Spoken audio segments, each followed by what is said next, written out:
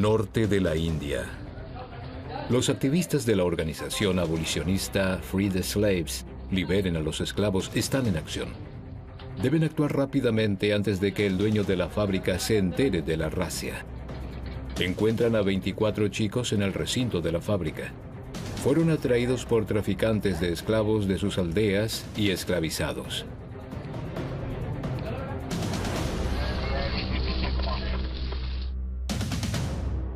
Creíamos que podríamos ganar dinero, pero todo lo que conseguimos fueron golpes. Trabajamos desde las 8 de la noche hasta las 8 de la mañana. Nos azotaban ante el menor error. Después de 200 años de lucha contra la esclavitud, está prohibida por ley en todos los países del mundo. Y sin embargo, existe en todas partes. La explosión demográfica, la pobreza y la impunidad han fomentado un sistema de esclavitud moderna.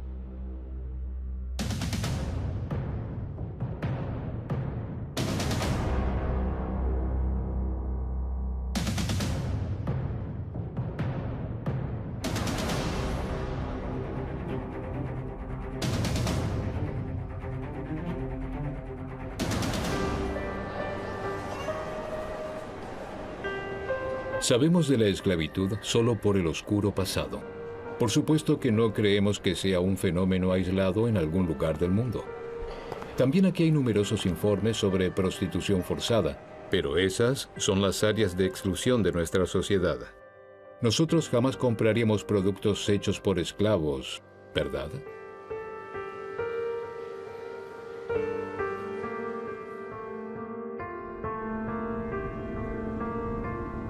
Solo muy pocos suponen lo que sucede bajo los toldos plásticos de la ciudad española de Almería. Los invernaderos cubren una superficie equivalente a 80.000 estadios de fútbol.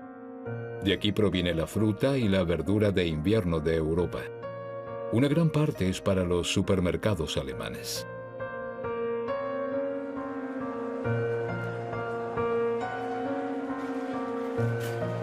El dibujante y diseñador finlandés Ville Tietäväinen pudo mirar bajo los toldos plásticos y detrás de las bambalinas de nuestro mundo aparentemente perfecto.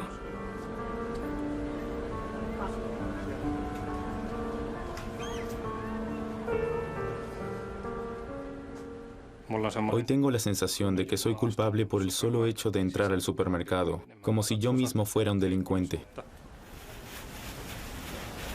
Hace 10 años, Tietäväinen viajó largamente por Marruecos y España. Se encontró con muchas personas que le contaron sus historias. Eran historias de inmigrantes ilegales en busca de una vida mejor que se encontraron como esclavos bajo los toldos de plástico de Almería. De eso surgió un cómic estremecedor titulado Manos Invisibles. La travesía cuesta 2.500 euros. Se endeudan. Hipotecan su futuro con la esperanza de saldar la deuda rápidamente. Durante el viaje a España, donde un breve estrecho separa el primer mundo del tercero, arriesgan la vida en embarcaciones no aptas para navegar. Allí termina para muchos el sueño de una vida mejor. Los que logran llegar a la Europa prometida a menudo terminan como esclavos en las enormes plantaciones de los invernaderos de Almería.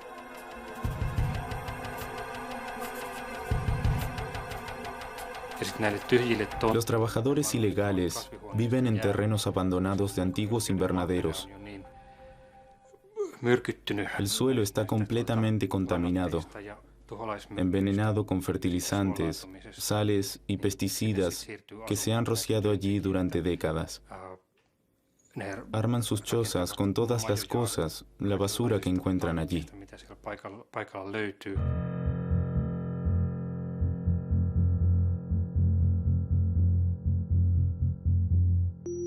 Unos 40.000 inmigrantes ilegales trabajan aquí en un mundo paralelo.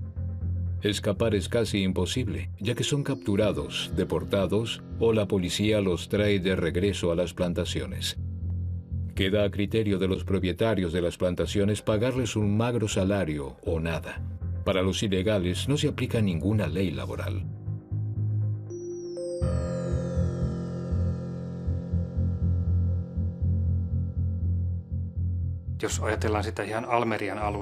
En Almería, las autoridades, los propietarios de los invernaderos y los medios trabajan juntos. Controlan los medios de comunicación para que no informen sobre esta situación. Firman contratos, primero con las autoridades locales, después con los políticos locales, para que el corrupto mercado de los inmigrantes se mantenga en funcionamiento. El acceso está prohibido para gente ajena a las plantaciones. No quieren testigos. Tietäväinen distribuyó cámaras desechables y convenció a los trabajadores para que fotografiaran su situación. Surgieron miles de fotos que sirvieron como base para sus dibujos.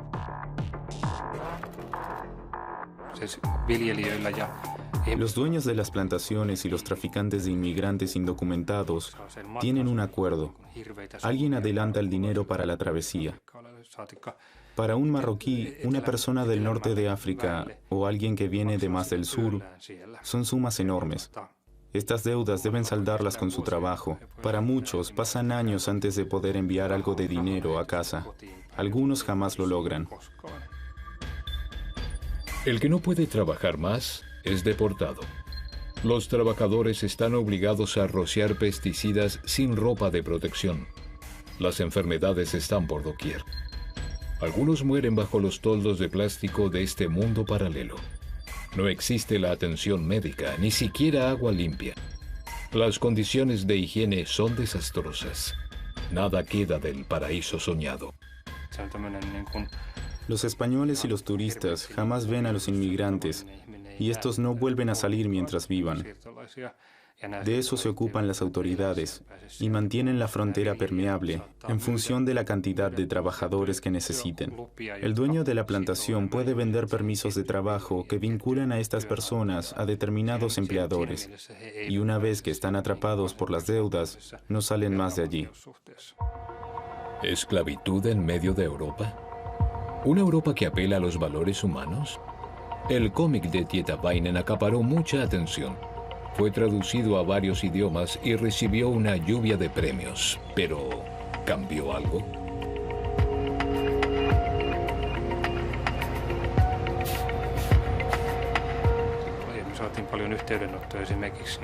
Recibimos una gran cantidad de comentarios de políticos europeos que querían saber dónde se puede obtener más información. Me aseguraron que el tema encabeza la lista de prioridades, pues deben asegurarse de que estas cosas no sucedan en Europa. ¿Y qué pasó? Por lo que sé, nada.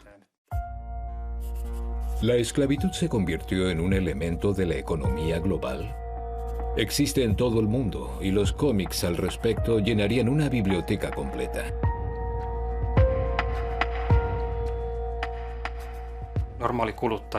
El consumidor normal no va allí. Bueno, tal vez escuchó rumores, pero mientras la comida sea barata, no hay razón para molestarse. En la abadía de Westminster, en Londres, se encuentran las tumbas de grandes hombres como Darwin, Dickens, Newton y muchos otros. Aquí también está la tumba de William Wilberforce, el abuelo de la abolición. En 1807, después de 18 años de campañas y lucha contra la esclavitud, Wilberforce tuvo éxito. Después de 10 horas de debate en el Parlamento, se sancionó la primera ley contra la trata de esclavos. Hoy la esclavitud está prohibida en todo el mundo, pero ¿qué importa? Actualmente hay unos 38 millones de esclavos. Nos encontramos con Kevin Bales en la isla de Guernsey. El científico dirige el Instituto Wilberforce para el estudio de la esclavitud moderna y se lo considera un experto en la materia. La primera vez que escuché sobre la esclavitud moderna fue en la década del 90, cuando tomé un folleto en un evento. En él decía, actualmente hay millones de esclavos en el mundo. Me dije, esto no puede ser verdad. Todo el mundo sabe que la esclavitud ya no existe desde el siglo XIX. Esta afirmación fue el motivo de un trabajo de investigación que duró años. Kevin Bales se asomó entre los bastidores de nuestro mundo e ingresó en otro que no había creído posible.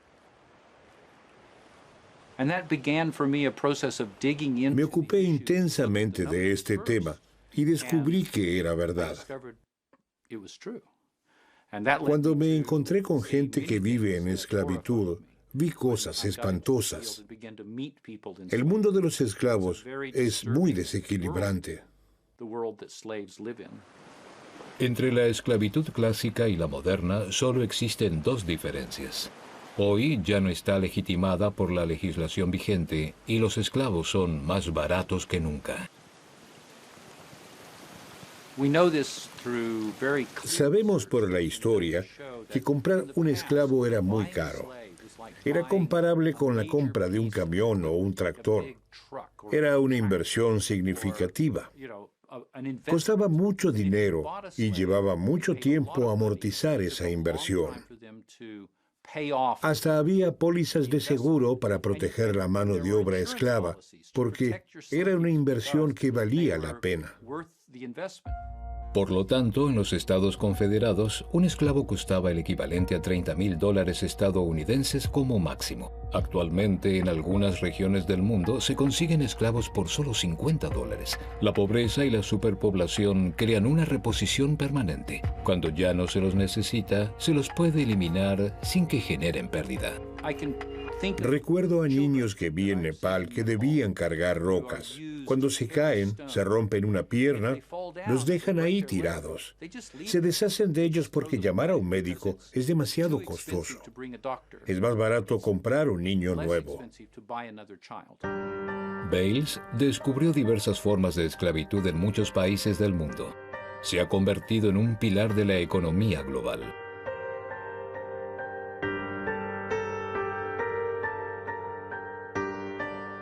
Por supuesto que hay una conexión entre la esclavitud moderna y los directivos de las empresas internacionales, tal como hay una conexión entre la esclavitud moderna y cada uno de nosotros como consumidores. Todos a lo largo de la cadena de suministro estamos vinculados con ella, desde los gerentes de las grandes empresas hasta nosotros. A India le gusta presentarse al mundo como un estado moderno, la democracia más grande, con crecimiento industrial y una floreciente clase media. Pero detrás de la fachada de la potencia económica de Asia se encuentra el más profundo medioevo. Se calcula que en India hay de 17 a 20 millones de esclavos. Las organizaciones benéficas indias hablan de hasta 60 millones. Son sobre todo los Dalit, los sin casta, quienes desde siempre han sido considerados esclavos naturales en la cultura india. Supriya Awasthi, activista de la Organización para la Liberación Free the Slaves, en una comunidad de antiguos esclavos. Estas personas tuvieron suerte.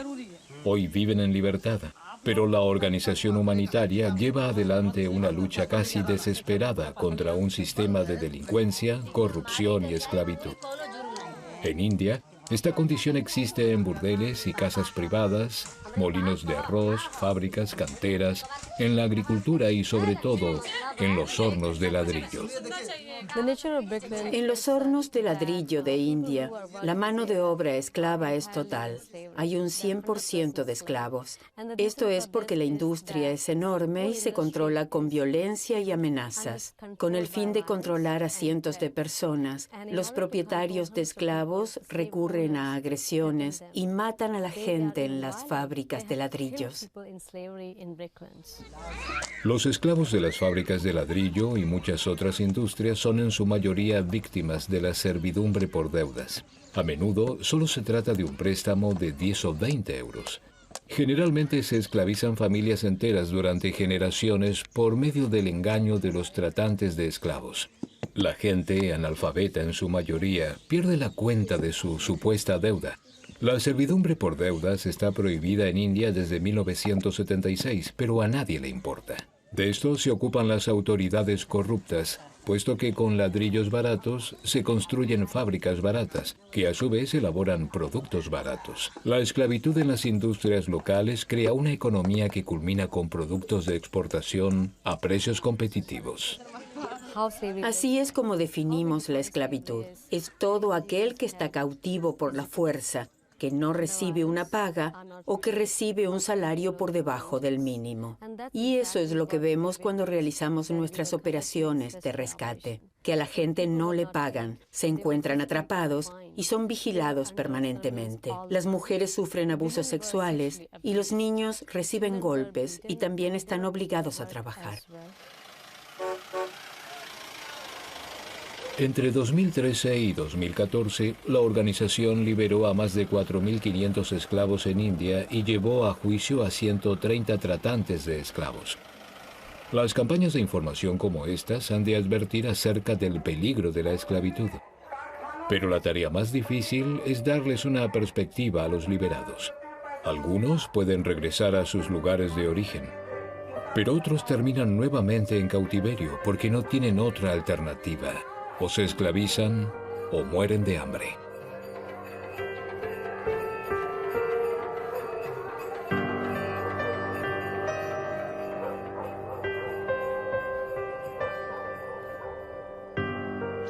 Cada operación de rescate es impredecible. No sabemos qué sucederá, de dónde es la gente, cuántos años han pasado en esclavitud. Lo único que sabemos es que debemos reorganizar sus vidas, pero ellos mismos deben conservar su libertad. Las organizaciones humanitarias afrontan un ejército de millones de esclavos. A eso se le suma que su trabajo se complica cada vez más. El actual gobierno ha decidido ignorar el problema y ocultarlo cuanto sea posible. Se supone que está en juego la reputación de una nación moderna. La esclavitud no cuadra en la imagen deseada de la India del siglo XXI.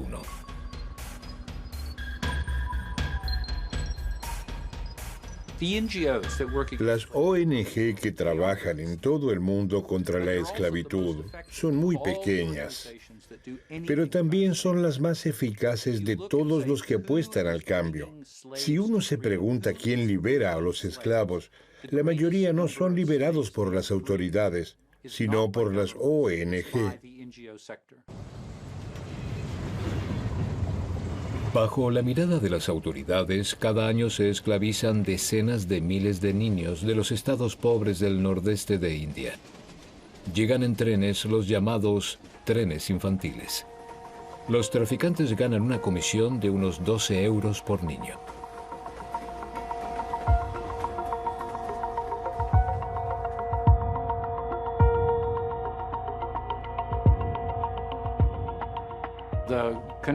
Nosotros, los que vivimos en las regiones ricas del mundo, estamos conectados con la esclavitud de diversas formas, a través de alfombras, alimentos, a través del pescado, de la joyería, del calzado.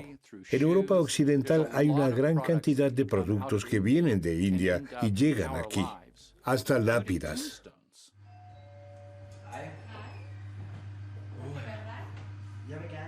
De regreso en la próspera Europa, estamos en Copenhague para hablar con el periodista danés Miki Mistrati. Se topó con un nexo muy directo entre la mano de obra esclava y un producto de nuestra canasta familiar, el chocolate.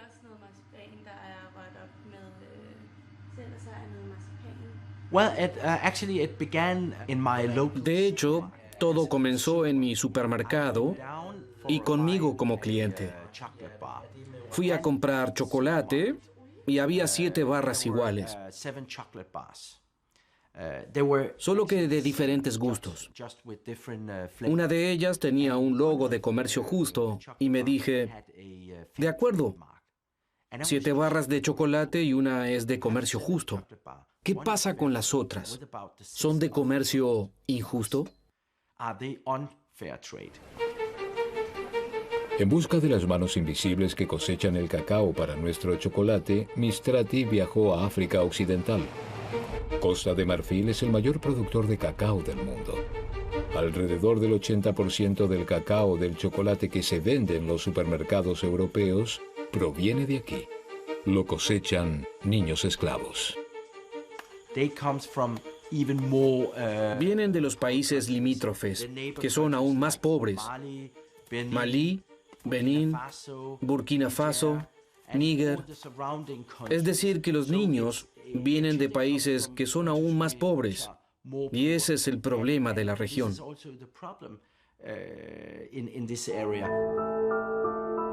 Según un informe de UNICEF, en África Occidental se secuestran unos 200.000 niños al año. Muchos de ellos se esclavizan. Hay una gran industria de caza de esclavos. En el norte de Costa de Marfil hay mercados de esclavos no oficiales. Los propietarios de las plantaciones pueden comprarlos allí.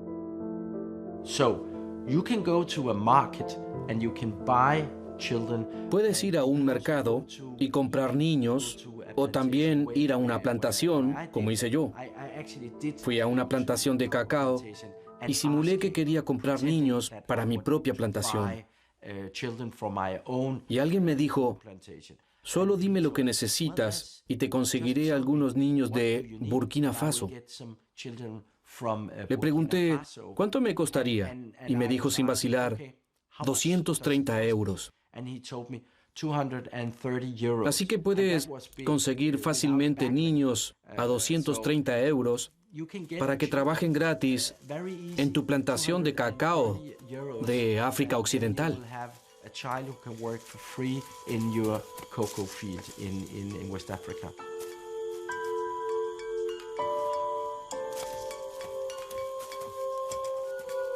Según las estadísticas, los alemanes consumen 11 kilos de chocolate al año. El cacao proviene principalmente de África Occidental, sobre todo de Ghana y Costa de Marfil. Los padres entregan a sus niños a los traficantes. La pobreza los obliga a hacerlo y a creer en falsas promesas.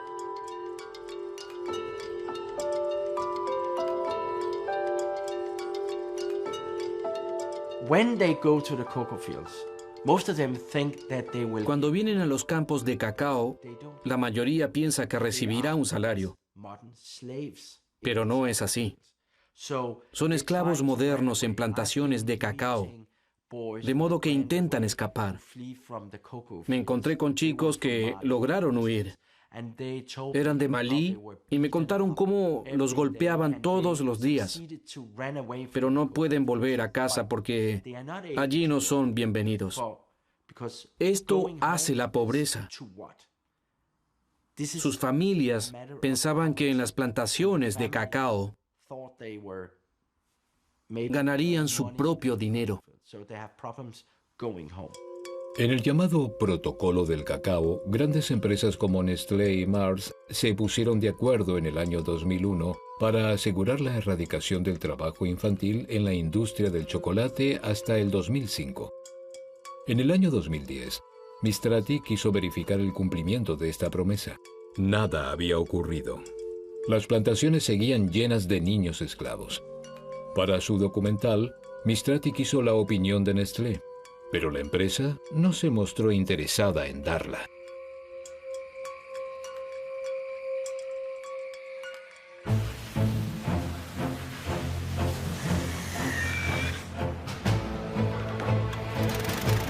De modo que comenzó una especie de guerrilla. Viajó a Suiza, a la sede de Nestlé, con el fin de provocar una reacción. Y la reacción no se hizo esperar.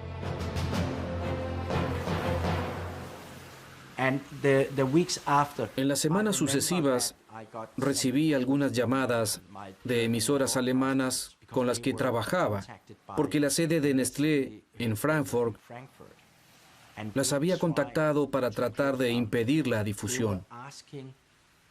Le preguntaron a la televisión alemana cómo pudimos rodar ese reportaje.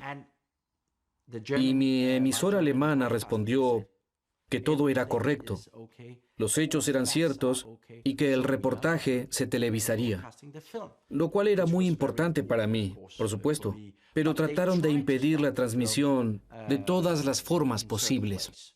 El lado oscuro del chocolate fue un éxito internacional y provocó el debate abierto. Las empresas juraron implementar mejoras y anunciaron proyectos humanitarios.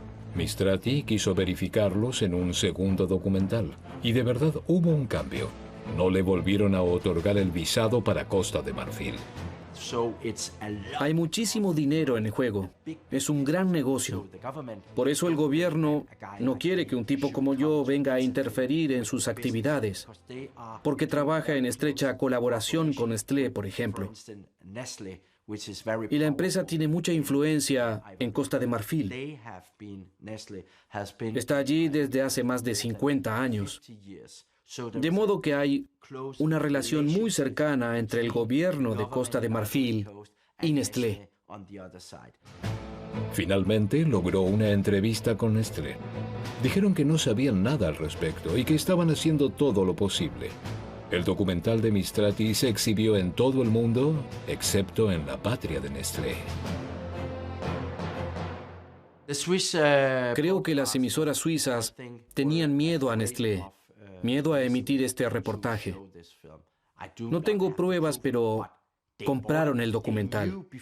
Sabían de antemano el tema que se trataba y tenían una copia del reportaje. En mi opinión, tuvieron miedo a Nestlé y no se atrevieron a mostrarlo.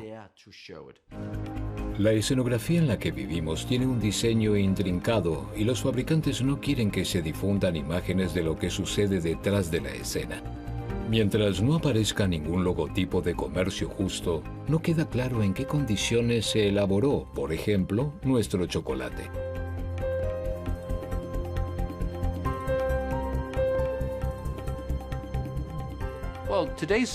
Actualmente la esclavitud es una parte integral de la economía mundial.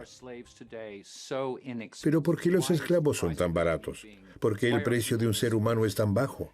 ¿Por qué las personas son desechables? Una de las razones principales es la explosión demográfica mundial. En el pasado no había suficiente gente para esclavizar, por eso el precio era alto. Es una cuestión de oferta y demanda. En la actualidad, suponemos que hay unas 600 millones de personas en todo el mundo que corren el riesgo potencial de la esclavitud. Las investigaciones de ese tipo no son inofensivas. Así lo ejemplifica el caso del periodista francés Guy-André Kieffer, quien también investigó sobre el cacao en Costa de Marfil. Cuando quiso reunirse con un informante, fue secuestrado y desapareció sin dejar rastros. Su cuerpo jamás fue encontrado.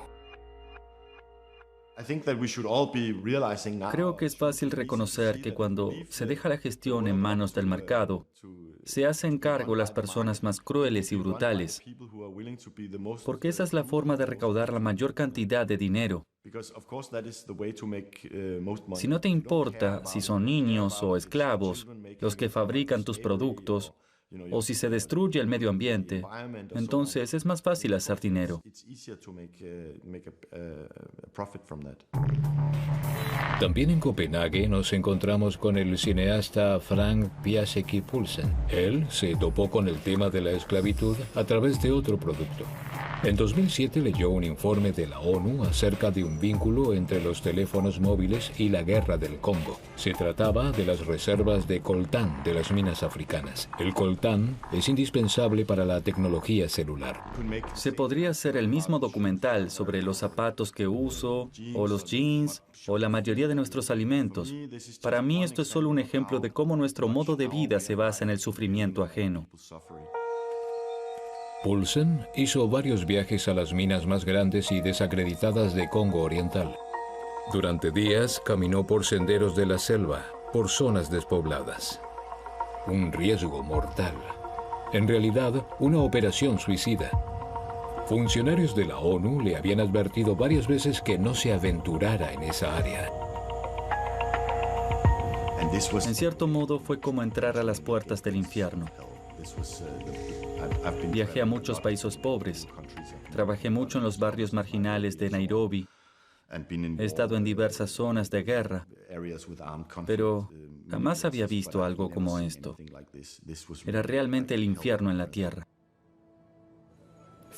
Hace 5 años, esto era selva. Hoy trabajan aquí entre 15,000 y 20,000 personas. Como una vez Joseph Conrad describió la tortura, el asesinato y la locura movidos por la codicia por el marfil en su novela El corazón de las tinieblas, hoy es avidez por el coltán, del que se obtiene el tantalio. Las minas están controladas en gran parte por grupos mercenarios, también por unidades individuales del ejército congoleño que renunciaron al gobierno.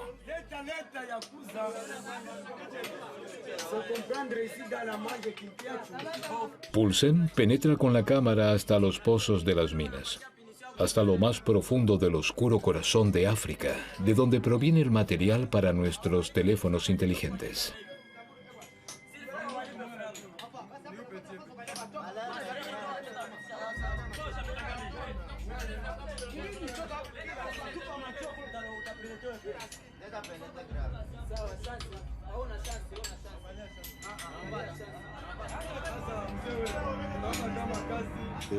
Los grupos armados controlan las minas y todo lo que entra y sale debe pagar impuestos, o lo que ellos llaman impuestos.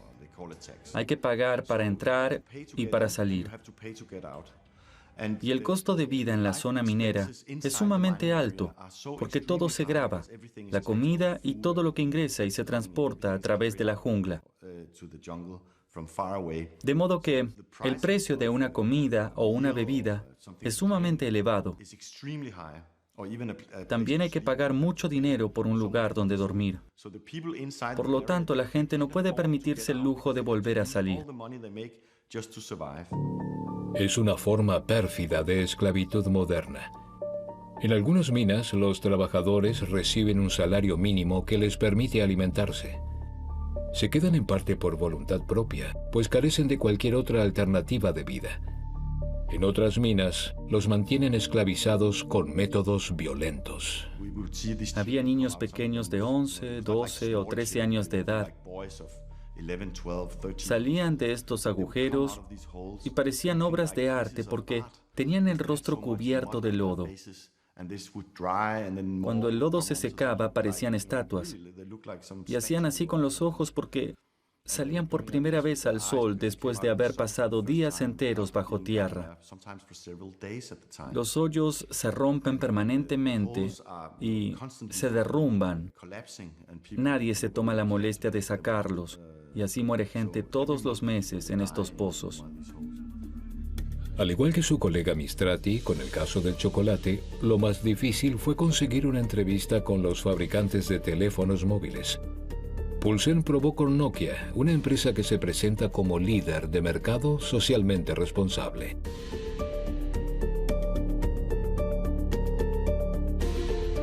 Es bastante gracioso porque nadie atendió el teléfono durante un año entero para hablar conmigo sobre la posibilidad de una entrevista. Es un poco raro no poder comunicarse con nadie en una empresa de telefonía.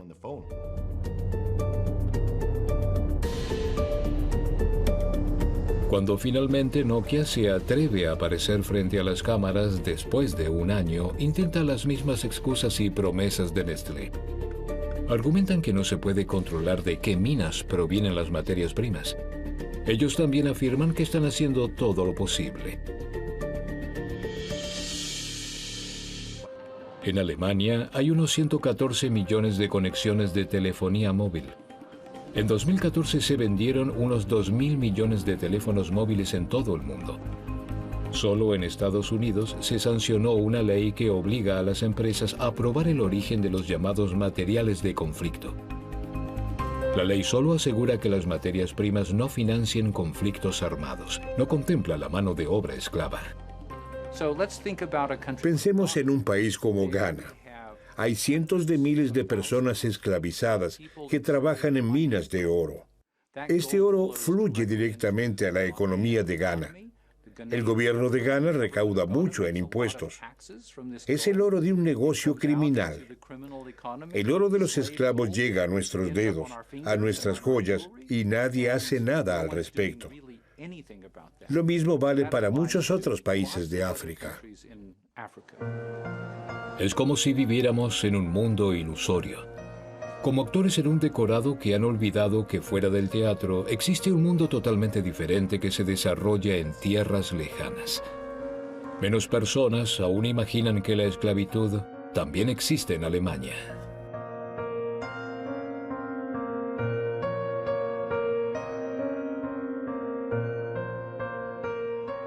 Hablamos de condiciones similares a las de la esclavitud, es decir, que alguien ejerce tanto control sobre otra persona que puede forzarla a trabajar bajo determinadas circunstancias similares a las de la esclavitud, y el término penal para ello es trata de personas.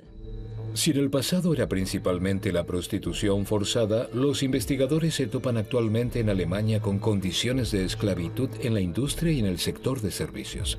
Los afectados son fundamentalmente un ejército de personas ilegales que viven en Alemania. Las autoridades judiciales y aduaneras parecen abrumadas ante la trata de personas. Los responsables están bien conectados. Las víctimas, amedrentadas por la violencia e ignorantes de sus derechos, a menudo se niegan a declarar. Entre tanto, sabemos de casos en una variedad de sectores de Alemania. Lo que se menciona una y otra vez, lo que se sabe, es la industria de la construcción, la cárnica, la gastronomía, el servicio doméstico y de enfermería. Pero también hay otros sectores. Tuvimos casos en un estudio de manicuría, en la extracción de turba o venta de periódicos. En el índice de esclavitud creado por Kevin Bales, Alemania aparece con unas 10.500 personas esclavizadas. Las autoridades alemanas solo han descubierto una fracción.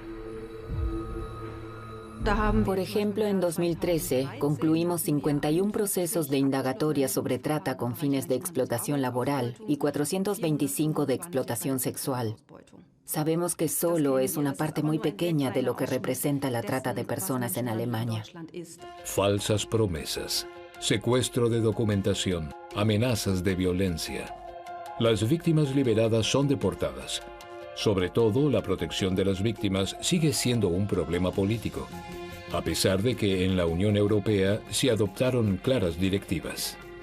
Quiere decir, como dice en ese documento de la Unión Europea, que las víctimas de trata de personas tienen derecho a una indemnización en Alemania. Si usted fue víctima aquí, el Estado debe compensarlo. Eso debe implementarse por ley y hasta ahora no es el caso. Christoph Strasser es delegado del gobierno federal alemán para la política de derechos humanos. Queremos que nos diga si se trató a nivel político el tema de los refugiados africanos esclavizados en las plantaciones de Almería. Debo decir que no tengo conocimiento del caso. El delegado de Derechos Humanos representa el compromiso voluntario del gobierno federal alemán de abogar por los derechos humanos en todo el mundo. Puede registrar una protesta, pero nada más. Acabo de regresar de Indonesia. Soy el primer político extranjero de alto rango que pudo volar a Papúa. Ya no sé cuándo oí por última vez algo sobre Papúa en los medios alemanes. En el contexto de proyectos industriales, ahora de Estados Unidos, se margina y se pisotea a la población indígena. No tienen derechos, reina la impunidad. Llego y observo la situación, se lo comunico a nuestros socios y dicen que hacen todo lo posible.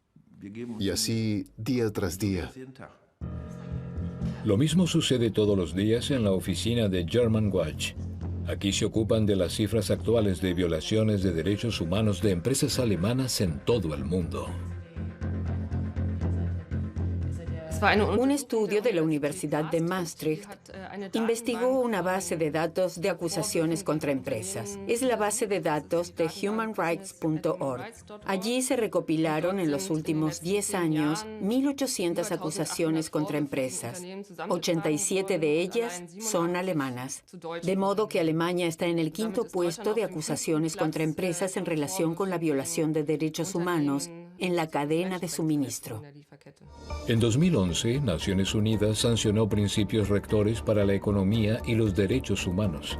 En Alemania, su aplicación ha sido postergada hasta el momento.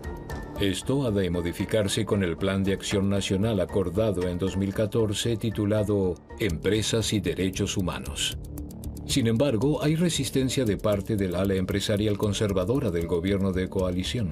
Ellos apuestan al compromiso voluntario, pero como demuestra la experiencia, los derechos humanos no estuvieron siempre subordinados cuando se trataba de intereses económicos o estratégicos. Ningún gobierno ha liderado jamás en materia de derechos humanos. Siempre corren detrás de ellos. Si nos fijamos en la historia de los gobiernos y de la esclavitud, descubrimos que en toda la historia de la humanidad, sobre todo en los últimos 200 años, la esclavitud nunca fue el tema más importante de un gobierno. De modo que si hay motivos diplomáticos, comerciales, políticos, militares para ignorar la esclavitud, los gobiernos la ignoran. Así es como el Reino Unido lideraba la abolición de la esclavitud en el siglo XIX, pero la industria textil inglesa elaboraba el algodón cosechado por los esclavos de los Estados Confederados. Las empresas arguían que estaban obligadas a comprar el algodón más barato para ser competitivos, y el gobierno representaba los intereses de la economía. Hubo una enorme controversia en torno a esto. Muchos opinaban que había que evitarlo. Otros decían que en el país era legal. Son los mismos argumentos que se esgrimen actualmente. Hay que comprarles a los países en vías de desarrollo, aun cuando es perjudicial para la gente. ¿No es una forma de ayudarlos? Y así sucesivamente. Si miramos un mapa mundial de la esclavitud moderna, se nos presenta una variedad alarmante de productos elaborados actualmente por esclavos. Bienes de consumo, servicios y materias primas incluidos en el flujo global de mercancías. Parte de un sistema económico mundial cuyos beneficiarios también somos nosotros. Para los esclavos del siglo XXI, Kevin Bales acuñó el término de personas desechables. Las personas como mercancía barata a la que se le niegan sus derechos. Bales considera que la responsabilidad es de la política global y, en definitiva, de las empresas que se benefician con la mano de obra esclava. Vi los cuerpos de esclavos asesinados en Brasil después de un mes de esclavitud. Vi los cadáveres de esclavos en India asesinados porque querían ser libres. Creo que los gerentes de las empresas, donde la esclavitud es parte de la cadena de suministro, tienen mayor responsabilidad que los consumidores, porque sacan un provecho económico y viven de esos productos.